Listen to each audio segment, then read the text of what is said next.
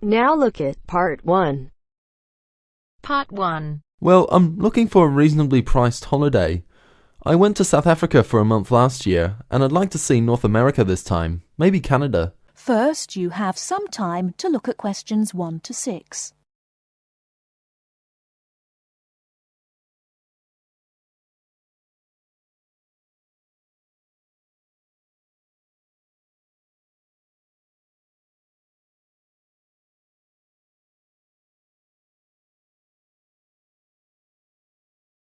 Listen carefully and answer questions 1 to 6. Hello, welcome to the travel depot. How can I help you? Well, I'm looking for a reasonably priced holiday. I went to South Africa for a month last year, and I'd like to see North America this time, maybe Canada. But I'm also interested in Europe if the prices to Canada are too expensive. I'm on quite a tight budget, you see. Well, you could go to Europe, but I'll get some prices for Canada first. I've been to Vancouver. It's lovely at this time of year. And we have some special offers on at the moment. Okay, well, I have some relatives over in Vancouver, so that would be good. I can always travel around Europe next year. Besides, it may be a bit too hot for me at this time. Right, let's have a look at some prices then. When would you like to go? Sometime at the end of next month if possible, but I'm quite flexible any time between the 24th and the 31st. I'd like to go for 3 weeks. Well, there's lots of availability for those dates. Now, if you're concerned about the cost, it's cheaper if you don't mind not flying direct. Sorry, what do you mean? Well, if you don't mind changing planes, then it's cheaper. Oh, well, I don't mind changing planes. In that case, the cheapest flight I have leaves on the 25th and changes in New York. It's only a short stop. You'll be in the airport for 2.5 hours. How does that sound? Sounds good, but what's the price? That's £412 for a return flight, but that doesn't include airport tax. Would you like to arrange any accommodation? No, I have a cousin I can stay with. All I need is a flight, so I think I'll take that one. Right, I'll just check availability for your return. 3 weeks, did you say? Yes, that's right. Okay, well, there are seats available on the 14th or the 15th. Which one would you prefer? The 14th sounds good. Yes, from the 25th to the 14th sounds fine. I'll reserve that for you then. Can you tell me your name, please? Jim Jackson. Is that Jackson? That's right. And can I take an address and contact number? Yes, it's 10 Allen Road, Oldham. Do you want a home number or my mobile? Either's fine. Well, my home number is 0151 433 398. Okay, so you're booked on flight number VN217 to Vancouver, leaving London Heathrow at 11:35 in the morning on the 25th and returning on the 14th. So that's 20 nights. Now, one more thing.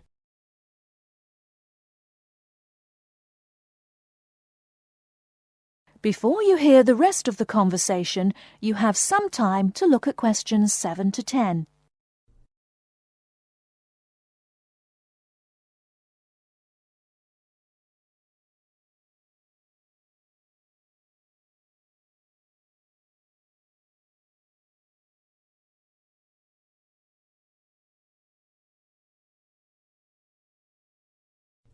Now listen and answer questions 7 to 10.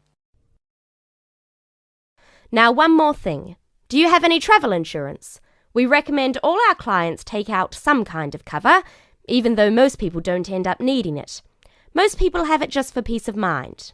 Well, what type of cover do you have? There are 2 choices, the Gold Star and the Silver Star. Our most comprehensive cover is the Gold Star, which will cost £21 for the period you are away. It's a good policy because it covers almost all eventualities, even extreme sports such as snowboarding and skydiving. What about the Silver Star? That's £18, but it doesn't cover you for any dangerous sports. Well, for £3, I think I'll take the first one. The gold cover, please. Right, and is there anything else I can help you with? Well, do you have any information about what to do in Vancouver? Yes, I'm sure there's something on the computer that can help. Yes. There's a Shakespeare play at the theatre, but at $54 it's quite expensive. That starts at 8 p.m. The City Museum is really popular too, if you like that kind of thing. They have a special exhibition of Japanese armour next month. Entrance is free and the museum is open from 9 to 4:30, Monday to Saturday. Would you be interested in either of those? Oh, well, maybe. Well, I'm sure you can arrange that when you get there anyway. So it's the flight and the Gold Star insurance. That's £433 in total. Can I pay by Visa? Yes, of course. If you start... That is the end of part 1. You now have half a minute to check your answers.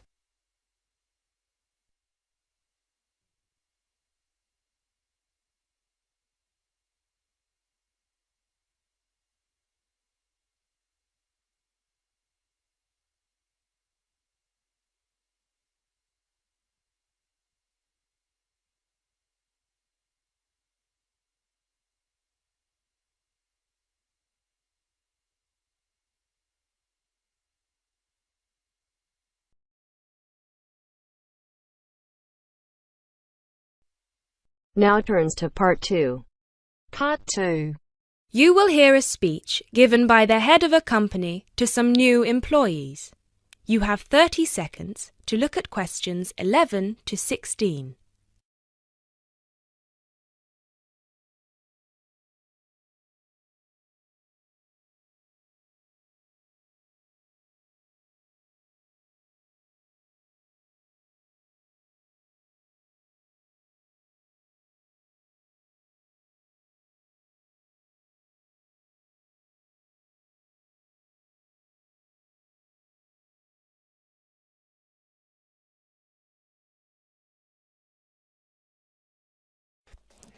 First of all, a warm welcome to Barker's Country Safaris. We're delighted to have you all on board for this season. I know you've all been told a bit about the company when you had your job interview, but I thought it would be worth telling you a bit more about ourselves. Barker's was set up 10 years ago by myself, John, and my then girlfriend and now wife, Nancy. We started it initially just as a hobby. We felt that there was a good opportunity to share our love of the countryside in this part of the world with the many visitors who come here. As you know, most people come for the beaches in the summer, but there is so much more to the region, and this is what we wanted to exploit. Nancy and I were born near here, and as teenagers we went climbing, kayaking, whitewater rafting, potholing, and just straightforward walking. This district is in our blood, and we love it. While we were still at university, we started taking small groups of visitors out into the national park in Nancy's brother's old Land Rover. We'd drive them around the back lanes and into the forest. We'd also organise rock climbing tours for friends of friends. Then, each year, without us having to advertise, people came back to us to ask for more excursions and trips. So, 5 years ago, we gave up our other jobs to focus full-time on Barker's Country Safaris. Now, 2 years after that, we set up the activity tour part of the business, and 1 year ago, we expanded into organising activities for school groups during term time. Obviously, this was a massive challenge with all the health and safety requirements, but it's proving a great success.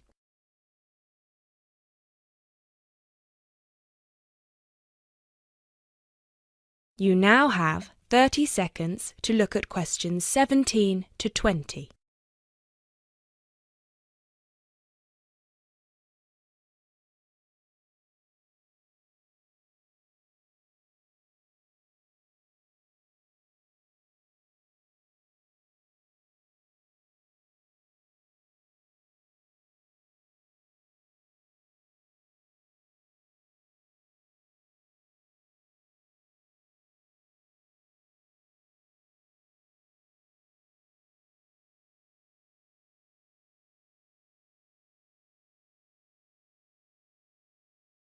You now have 30 seconds to look at questions 17 to 20.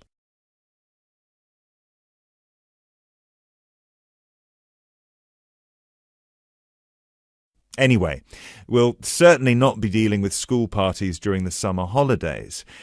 Our clients for the next 3 months are mostly family parties or groups of friends, and I'd like to talk a bit now about the tours we offer and what your responsibilities will be. Our most popular excursion is the Woodland Tour and Trail. Now, often this is sold out and we have all of our 10 jeeps in convoy with 8 people in each jeep. It's a lot of fun. These tours really offer a taster of what we can provide. So as both driver and guide, it is important that you do a good job here so they come back for the bigger tours. I will talk about the commission package later. As the summer days are so long, we have 3 tours each day, but you will not be expected to work on more than 2 of them. Morning tours start at 8 a.m. and go to midday. Afternoon tours are from 2 p.m. to 6 p.m. and then evening ones 7 p.m. to 11 p.m. All the tours follow the same route and you should have made yourselves familiar with all the key information. This was provided to you in the information pack you were sent when you accepted the job offer. This is important, so if you haven't had time yet, please do so now. Our second most popular tour is the Family Exclusive. Now, this tour is for the whole day and for only one group.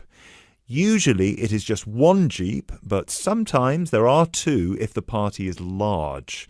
These tours go from 10 a.m. till 5 p.m. and include lunch at the Brown Bear in Lower Middleton. We have a number of different routes for these tours as we don't want our premium clients being made to feel that they are part of a large package deal. You will be told which route to take with your weekly schedule. Now, I'd like to move on to these specialty tour packages. These are the ones that we are keen to book people on once they've done the Woodland Tour and Trail trip.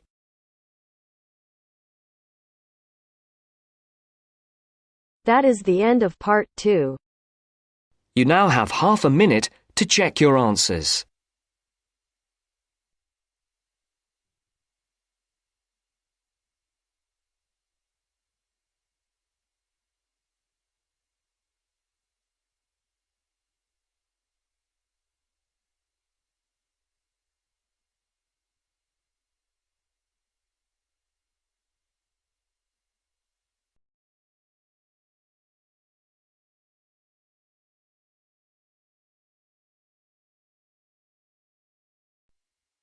Now turns to part 3. Part 3. You will hear an interview with a wildlife specialist called Alison Sharp talking about bears. In the first part of the discussion, they are talking about the history of the bear. First, look at questions 21 to 23.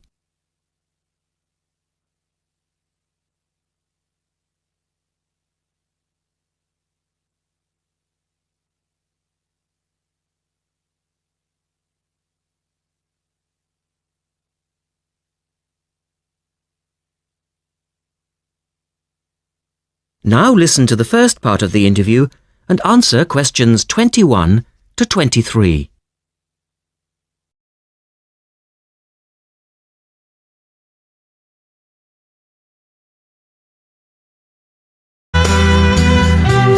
Alison Sharp has spent much of her life researching bears, and in particular, bears in danger of extinction. She is the author of a recent book on bears, and we welcome her to the studio today. Thank you. Delighted to be here. First of all, can you give us a quick overview of the history of the bear family? Well, the bears we know today actually have as their ancestors bears which have been evolving for some 40 million years.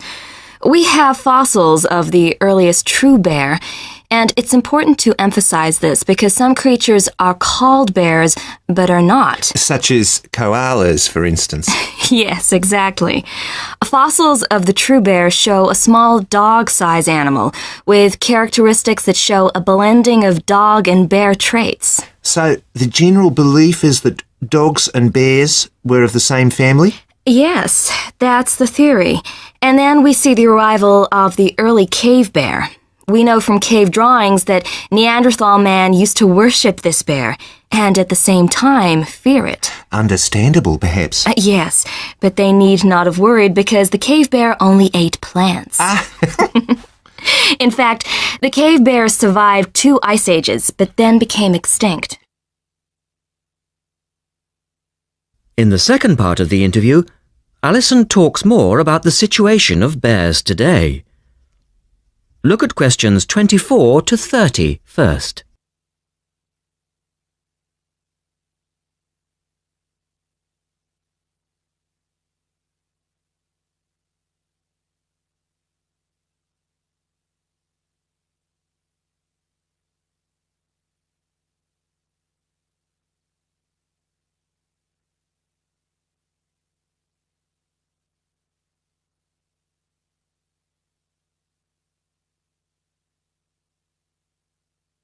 Listen carefully and answer questions 24 to 30. So, how many bears can we find today? And are any of them in danger of extinction? Well, I'll answer your first question first. There are 8 species of bear in all, among them the American black bear and the brown bear, from which evolved the newest species of bear, the polar bear. So, how old is the polar bear? Oh, he's a relative newcomer, just 20,000 years old. And could you tell us a little about them? Which is the largest bear, for instance? Well, the largest bear existing today is either the polar bear or the brown bear. Right. Don't we know? Well, it depends which criteria you use. The polar bear is the heaviest. The male weighs up to 1,500 pounds, but his narrow body actually makes him look smaller than the much more robust brown bear. So, the brown bear appears the biggest. Yes. And the smallest? Well, the sun bear is the smallest of the 8 species. They only weigh between 60 and 145 pounds. That makes him a comparative junior. Yes. And then next we have the so-called giant panda. But that's a small bear too, comparatively speaking. And are all bears meat eaters? No, not at all. In fact, the giant panda is almost entirely herbivorous, living on a diet of 30 types of bamboo. Oh, yes, of course. Pandas are famous for that. And another interesting bear is the sloth bear, which eats insects, particularly termites. He can turn his mouth into a tube and suck the insects out of their nests. So, going back to my second question, are bears really in danger of extinction? Yes, indeed, they are. The sun bear in particular, as they've been hunted almost out of existence. And the habitat of the panda is also being reduced on a daily basis. Can anything be done to reduce the threat to these endangered species? I know, for instance, that it's very hard to breed bears in captivity. Yes. Well, I think that by raising people's awareness generally, we can reduce conflict between humans and animals, to stop the slaughter in parts of the world where bears are still hunted, supposedly in self-defense or to protect livestock, but often quite unnecessarily. And we can also encourage governments to preserve the natural environment of the bear, rather than allow the areas where they live to be systematically destroyed in the name of progress. Yes, of course. And in addition to these global efforts, all profits from the sale of my book will go toward the United Nations Bear Protection Program. That's wonderful. And with the news coming up, thank you for your time, Alison, and best of luck with the book. Thank you very much.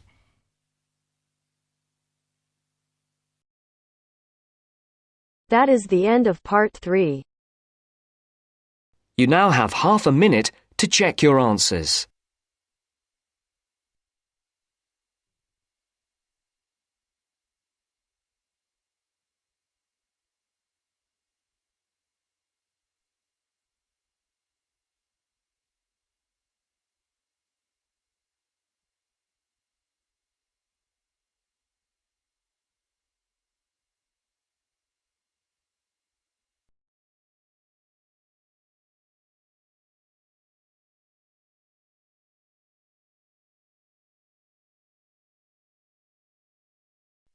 Now turns to part 4.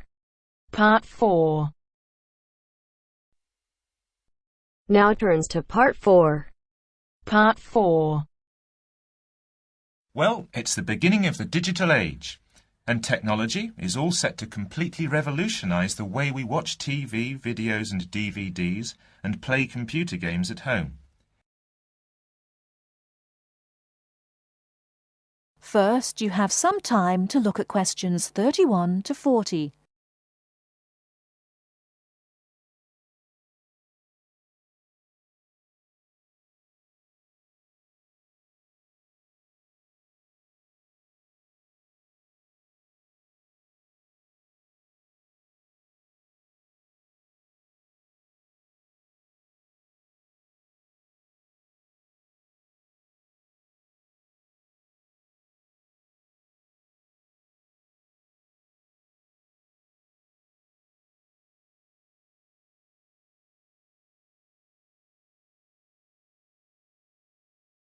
Now listen carefully and answer questions 31 to 40.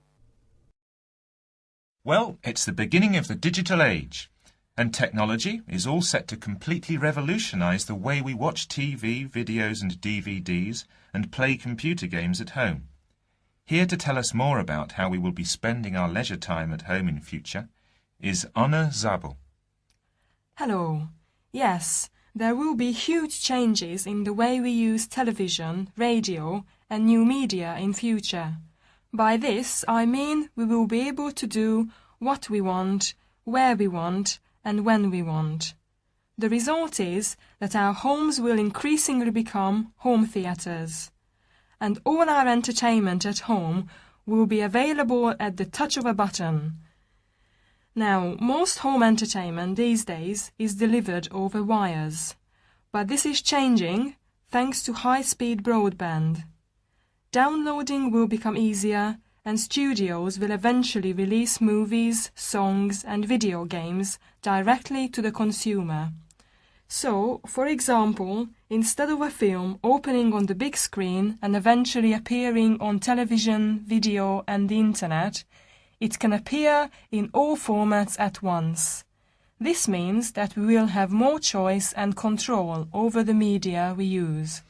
So, how will we use this media in our homes in future? There will be big changes in how we watch video and television. Several research groups and companies are trying to add depth to TV and other video displays in the form of a third dimension. So television and video screens will have depth. What do you mean by depth exactly? Do you mean 3D, like a hologram? That's right. When we say that a hologram has 3 dimensions, it means that we can see not only up and down and left and right, but forwards and backwards too. When we talk about dimensions, we call forwards and backwards depth. So when we say that a hologram has 3 dimensions, it means we can see up and down and left and right, just like a picture or photo. But we can also look into the hologram because the image it contains has depth. So instead of watching films on a flat screen, we will be watching them in 3D? Absolutely. Well, as we live in a 3D world, we shouldn't really be watching television and films in 2D, and the technology to make this happen is already there. 3D screens are being developed which can be placed throughout the house, even in busy areas of our homes, like doorways and halls. Now, these screens appear to float in air. So in the future, 3D holographic images will be sent into our homes, and we will be able to experience the action as if it is taking place right in front of our eyes. So, the action won't just look real, it will be real. Incredible! How does this technology work? Well, to get through 3D, each of your eyes has to see a slightly different image. 3D screens interweave multiple images in vertical stripes using special coatings and filters built into the screen. This means that each eye sees a different set of stripes. These screens are called lenticular screens. Now, these screens are easy to produce and some laptop PCs and cell phones already have them. However, lenticular screens do have one disadvantage.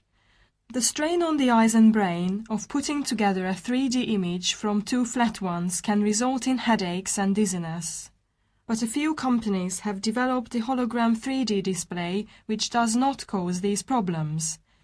Instead of building images, then leaving them to the brain to put together, holograms create a whole image that reaches the eye exactly the way light from a real object does. You can even walk part of the way round a holographic image to see side and back views, just as you would do if the object was right in front of you. Twin holograms will let a couple watch two different programs on the same screen, even if they sit next to each other on the living room sofa. So no more arguing about which program to watch. That's right. Patio screens are being developed too. Patio screens? What are they exactly? Well, a patio screen is a big inflatable screen, which means you can take it outside your home and watch a film in your garden. Some patio screens are even equipped with DVD players, and some new ones may even have a wireless connection. Amazing developments there. Well, join us after the break when we will be talking. That is the end of part 4. You now have half a minute to check your answers.